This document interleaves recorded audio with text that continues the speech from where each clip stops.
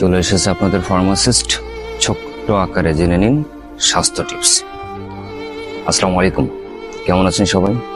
আশা করছি আল্লাহর রহমতে ভালো আছেন। আমিও ভালো আছি আলহামদুলিল্লাহ।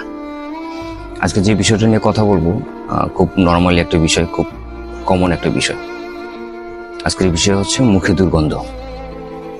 মুখে দুর্গন্ধ কি কি কারণে মুখে দুর্গন্ধ হয় আর কি কি করলে দুর্গন্ধ দূরীকরণ যাবে সে বিষয় নিয়ে কথা বলবো। মুখে দুর্গন্ধ হওয়ার প্রথম কারণ হচ্ছে মুখ শুকিয়ে যাওয়া। মুখ শুকিয়ে যাওয়া, আর মুখ শুকিয়ে যাওয়ার প্রধানত কারণ হচ্ছে পানি কম খাওয়া। আপনি যদি পানি কম খান তাহলে মুখে বেশি লালা আসবে, মুখ শুকিয়ে যাবে। সেই লালা থেকে দুর্গন্ধ তৈরি হবে।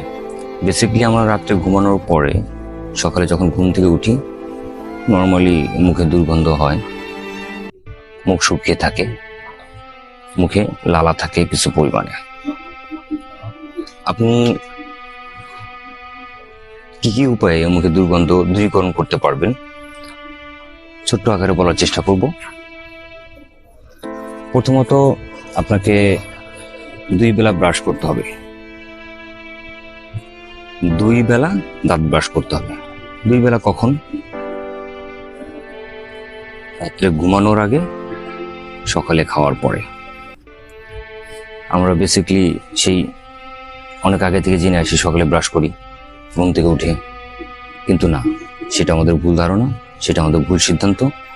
আমাদেরকে ব্রাশ করতে হবে রাত্রে ঘুমানোর আগে এবং ব্রাশ করতে হবে সকালে খাওয়ার পরে। তাহলে মুখে দুর্গন্ধ অনেকাংশে কমে আসবে।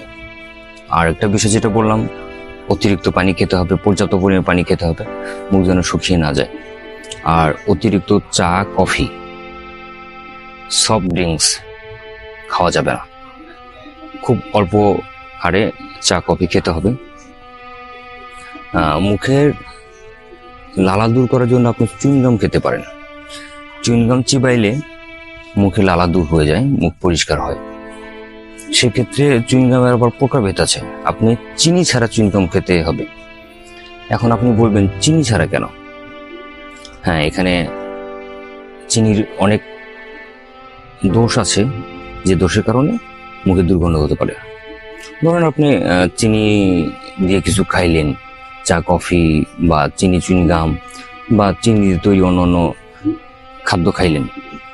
খাওয়ার পরে আপনি রাত্রে ব্রাশও করলেন, কিন্তু চিনির ঘনত্বটা এত বেশি হতে পারে 2 দাঁতের মাঝখানে, দাঁতের নিচে, জিহ্বার গোড়ায়, জিহ্বার চিপায়, 2 দাঁতের চিপায় আটকে যেতে পারে।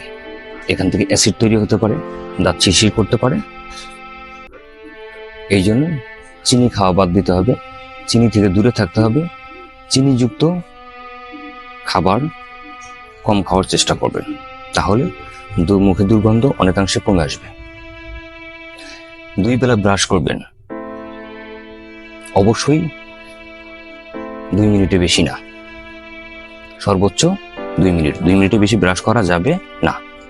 এবং ফ্লোরাইড টুথপেস্ট দিয়ে ব্রাশ করবেন। প্রত্যেকটা টুথপেস্টে ফ্লোরাইড থাকে, তারপরেও কিছু কিছু টুথপেস্টে অনেক বেশি পরিমাণে থাকে, অনেক বেশি কার্যকর।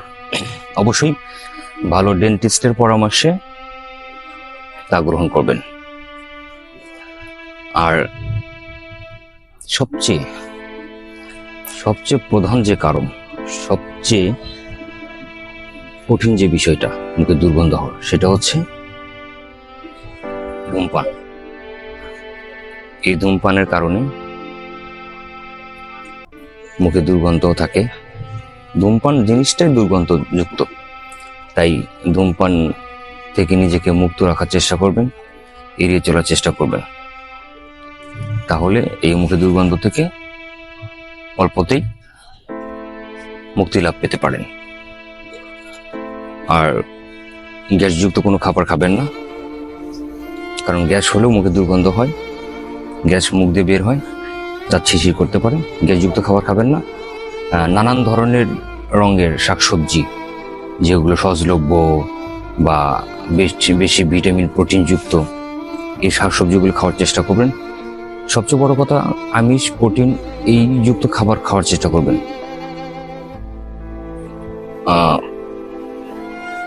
বদ অভ্যাসগুলো ত্যাগ করবেন। অস্বাস্থ্যকর খাবার যেগুলো আছে এগুলো খাবেন না। ইনশাল্লাহ আপনি মুখে দুর্গন্ধ থেকে মুক্তি লাভ করবেন। আপনার সুস্বাস্থ্য মঙ্গল কামনা করে আজকের মতো এখানে বিদায় নিচ্ছি। খুদা হাফেজ।